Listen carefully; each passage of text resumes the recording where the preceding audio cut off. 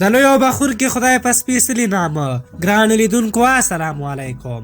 زموږ یوټیوب چینل ته درته ښه راغلاست وایم. په دغه ویډیو کې د اصغر افغان په ژوند او کرکټ باندې غږیږو، خو مخکې له دې چې دغه مطلب در سره شریک کړم، زموږ د یوټیوب چینل سبسکرایب او ترڅنګ د بیل نښان ووهئ ترڅو زموږ د هرې ویډیو په هکله معلومات درکړل شي.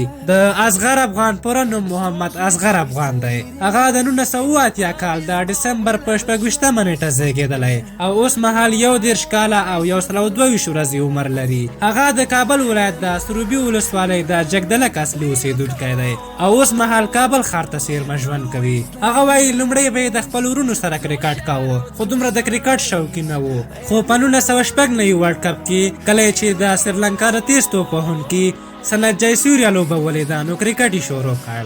اصغر افغان لکه د نورو افغان لوبغاړو په څېر کرکټ کې له ډېرو ستونزو سره مخ شوی او پلار یې ورته اجازه نه ورکوله چې کرکټ وکړي.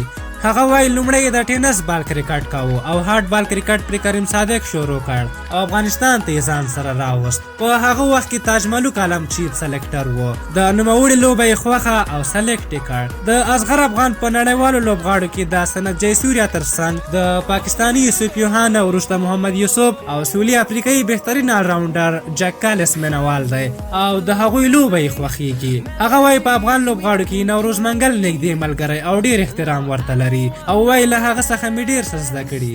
اصغر افغان واده کړی، 15 اولادونه لري چې 4 لورانې او 1 زوی لري چې محمد زرقاوي نومیږي. اصغر افغان 15 ورونه لري چې یو ورور یې کریم جنت د ملي لوبډلې غړی هم دی.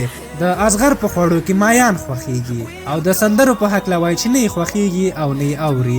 اصغر افغان وایي یو ټولنیز انسان یم او نه مې خوښیږي چې تنها ژوند وکړم. اصغر افغان د افغانستان لپاره 2 ټیسټ، 9 نوي ورځنۍ او 9 ورځې لوبې ترسره کړې. هغه په خپله 4 کلنه کپتانۍ کې د افغانستان لپاره 6 سلنه لوبې وګټلې چې د آسټرالیوي ریکي پونټینګ وروسته د کرکټ په تاریخ کې بهترینه لوبډل مشر ګڼل کېده.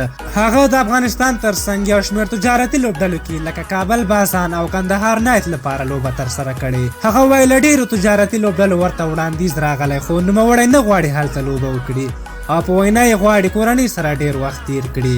دا وه د اصغر افغان ژوند ته لنډه کتنه. تاسو د اصغر افغان په هکله څه نظر لرئ؟ خپل نظرونه مو په کومنټ کې را سره شریک کړئ. تر بلې ویډیو مو په لوی او بخښونکي خدای سپارم. د الله په امان.